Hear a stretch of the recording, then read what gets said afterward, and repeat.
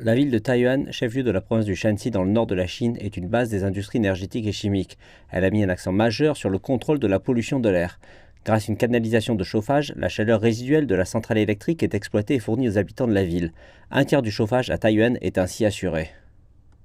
Avant d'allumer le chauffage, une grande quantité de chaleur se dissipe dans l'air et elle est perdue si elle n'est pas utilisée.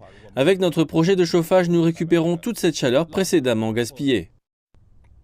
Avec 57% de l'énergie éolienne de la nation et plus de 21% des ressources photovoltaïques, la Mongolie intérieure exploite les énergies renouvelables pour l'électricité et le chauffage. Ses habitants disent adieu au chauffage traditionnel au charbon et installent des équipements de chauffage régénératifs qui ressemblent à de petits réfrigérateurs. Ces appareils peuvent augmenter la température des chambres de 3 à 5 degrés Celsius en seulement 10 minutes.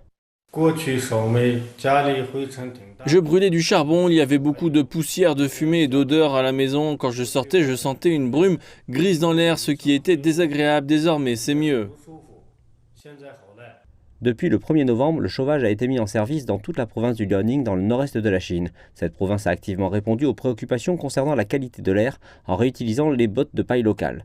Dans le comté de Tieling, une centrale de cogénération de biomasse utilise des balles de riz, de la paille de blé, des épis de maïs et des déchets de bois comme combustible, ce qui permet de chauffer environ 750 000 m².